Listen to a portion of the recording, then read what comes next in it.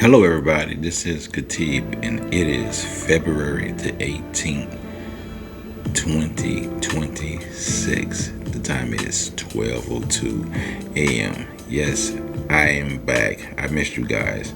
I've been very busy this Mardi Gras here in New Orleans 2026, and so I could not commit to my regularly scheduling of blog posting.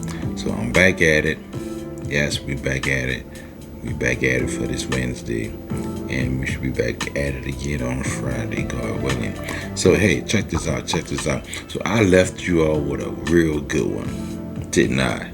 I know you liked it because I got 36,000 plus views and still counting. So since you liked it so much, I worked on a little something in my intermission. I hope you like it. Yes, you guess it is a part three. It may be part four. I'm working on it just a little bit.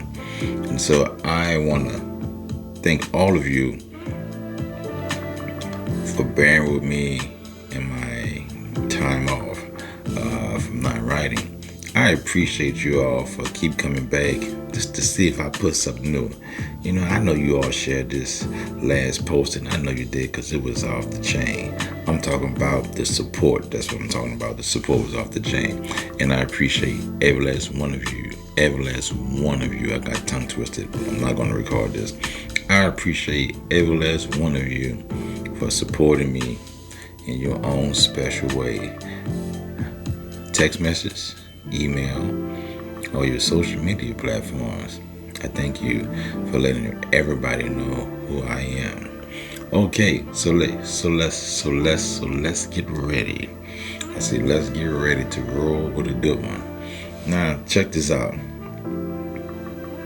I know it's a little different from my normal writing, but hey, I am a man of many words, and so I just wanted to share something different with you all, and I hope you like it. And also, I'm also working on a pilot. Yes, I'll tell you all about it later.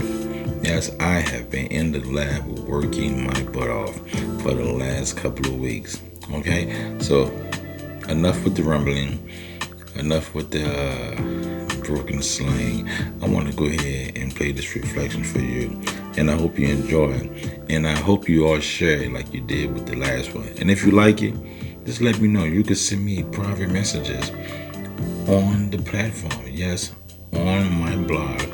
If you click the little shiny star button at the bottom, you can send me a word.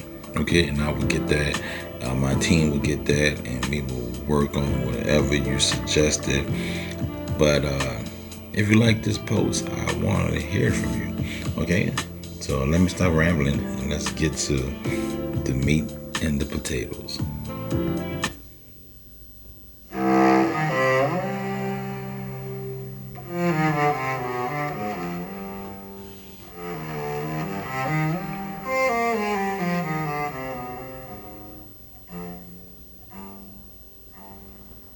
Author's opening words.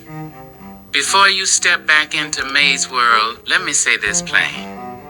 New Orleans is not just a backdrop in this story. It breathes. It watches. It remembers. Part 3 demanded I lean deeper into that rhythm. Not the postcard version with beads and brass bands for tourists. I mean the real pulse. The humid nights where the air sit heavy on your shoulders. The porches where elders rock slow and say, "Baby, everything that shine ain't blessed." The corner stores that hear more confessions than any cathedral. May is no longer stumbling into her gift. She knows what she can do now. She knows how to pull a soul clean from a chest without laying a finger on skin. She understands consequence. She understands balance. But knowing your power and mastering your spirit are two different things, Share. This chapter tightens the tension. The suspense thickens like gumbo left simmering too long. Because when a woman starts shifting spiritual scales in a city like New Orleans, The ancestors lean in. The streets hum different. Even the Mississippi seemed to slow down just to listen. Part 3 is not about spectacle, it is about discipline. It is about that thin line between justice and ego. It is about temptation, the kind that whispers you could fix it all if you just go a little further. And that whisper is dangerous. You will hear more of the city in these pages, the cadence, the warnings, the way somebody might say, share. Be careful what you carry and mean more than they speak. Because May is carrying weight now, not just power, not just souls. Weight. This is where she learns that restraint is louder than fury. Take your time with this one. The storm does not just know her name now, it respects it. Part 3. When the storm learns her name. A chronicle of hunger, judgment, and the cost of power. By Khatib Shuna. New Orleans felt different the night the thunder called her by name. Not loud, not chaotic, still, too still. The kind of still that make you pause mid-step and look around like, wait, what that is? May stood on her narrow balcony in Treme, iron railing cool under her palms. The street below usually carried music, laughter, somebody arguing about nothing important. But tonight, even the crickets seemed to hush. She closed her eyes, and there it was, that hum beneath her skin. Every soul she had taken vibrated low, steady, like bass rolling from a car 2 blocks away. Not screaming, not fighting, just present, absorbed, contained. She used to stagger after each extraction, used to feel like her veins were filled with lightning and broken glass. Now it flowed smoother, and that scared her. Because horror is not always blood on concrete. Sometimes it is realizing you are getting comfortable doing what once shook you to your core. A breeze slid down the street, carrying the smell of rain and river water. Somewhere a screen door creaked open. You feel that too, huh? She murmured. The city answered in its own way. A street light flickered.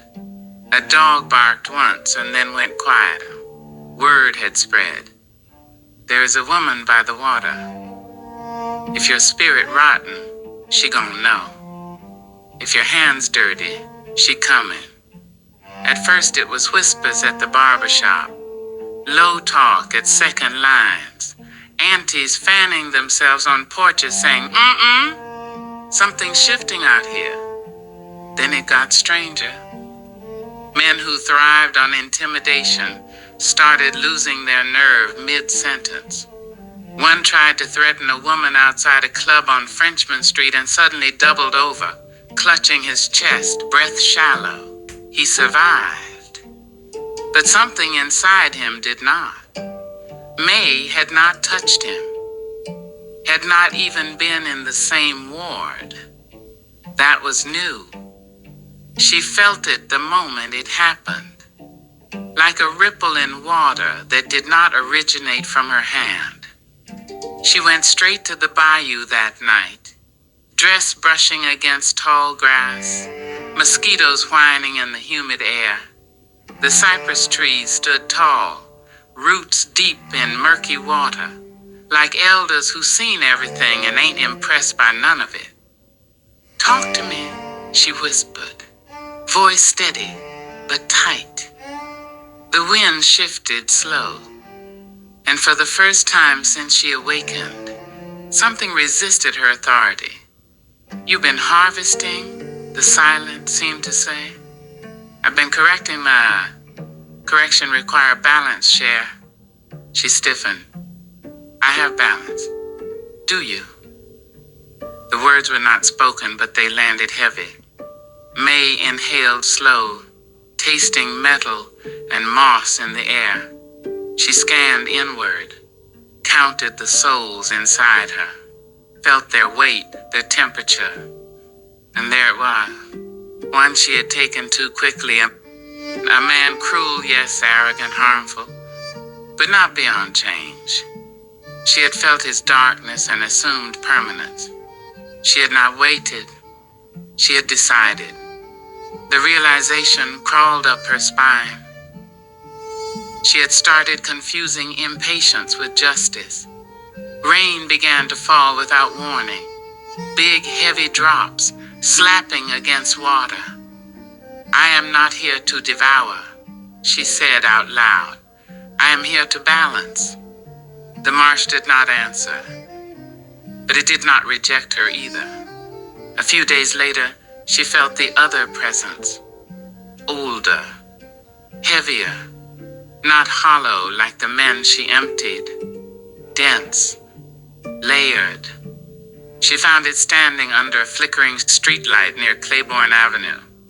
A woman dressed in white linen, skin glowing warm brown against the dusk, eyes deep as the Mississippi at night. You busy, baby? The woman said, voice smooth but sharp underneath. May did not flinch. And you've been watching. The woman smiled slightly. Somebody got to. The air between them tightened like a snare drum pulled too taut. You take souls, the woman continued, circling slow. You absorb corruption, but tell me something, who checking you? I check myself. The woman raised one brow. Do you? That word again. May felt heat rise under her collarbone. I remove what harms. And sometimes, the woman replied softly, you remove what could have learned. The thunder cracked loud overhead, shaking windows down the block. May's chest tightened. I've saved lives. Yes, the woman agreed, but you almost interrupted growth too. Silence stretched between them. Somewhere a car alarm went off and then died. You fear chaos, the woman said gently. You fear what once hurt you, so you eliminate it before it breathes. May swallowed hard. Was that it? Was she cleansing the city or protecting her own wounds? The woman stepped closer and pressed two fingers lightly against May's sternum. Instantly, the hum inside her grew louder. The souls vibrated sharp, almost restless. You carry weight, the woman whispered. Every extraction costs you something. Keep taking without discernment and you won't know where you end and they begin. That hit different. Because lately May had felt flashes, brief surges of temper that were not entirely hers, flickers of arrogance that did not belong in her spirit, tiny cracks. The real horror was not becoming a monster in public, it was becoming one quietly. So what? May said, voice low. I just let evil breathe. No, the woman answered. You let humans choose. The rain came heavy then, soaking them both. Power without patience, the woman said over the roar, turn into devastation. When May blinked, she was alone. Only rain, only thunder, only that humming weight inside her ribs. From that night forward, she shifted. She still sensed corruption, still felt it crawl through certain rooms like mildew in old walls.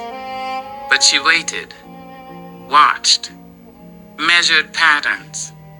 Some changed when they felt her presence hovering near. Some doubled down. The ones who doubled down, who chose harm again and again, who delighted in suffering, those she reckoned with. But now it was deliberate, disciplined. There was a man who ran a quiet trafficking ring near the river, smiling clean in daylight, foul after dark. She watched him for weeks, gave space for confession, for retreat. He did not take it. When she finally stood in front of him in an abandoned warehouse, he laughed. "You that ghost people talking about?" he sneered. "Ain't nobody scared of you." May stepped closer. "You should be." This extraction was different. No rage, no rush. She placed her palm inches from his chest and closed her eyes. "I gave you time," she said softly. He felt it too late. When she pulled his soul free, it did not tear. It surrendered. His body collapsed against concrete, breathing but vacant. May did not stagger. She did not smile either. She walked away quiet, rainwater pooling at her feet. The city shifted again, but this time it was steadier. Less panic, more awareness. Men started checking themselves before crossing lines. Women moved through certain streets with less tension in their shoulders. Children laughed longer in courtyards. May still walked to the bayou at dusk, still let the cypress trees frame her silhouette. But now when the storm rolled in, it did not test her. It acknowledged her restraint. She understood something now. She was not meant to cleanse the whole city. She was meant to guard thresholds, to stand where harm tried to root itself and say, "Not here, baby." That was enough. That was epic in its own way. New Orleans did not need a tyrant. It needed a watcher, a woman who understood that even storms must choose when to flood and when to nourish. As she turned from the water one evening, thunder rolling low and respectful overhead, she felt grounded in a way she never had before. She was not hunger, she was consequence. And when May walked through that humid fog now, the city held its breath, not just in fear, but in reverence. Author's closing words. Part 3 is not about domination. It is about discipline. May has learned that power alone does not make you righteous. That urgency can disguise ego. That even with the purest intention, you can slip. The most suspenseful battle she faced was not against predators. It was against her own impatience. She stands now stronger, not because she can take a soul, but because she knows when not to. And trust me, something older than the storm has taken notice. Part 4 is coming, and it will not whisper. Stay tuned.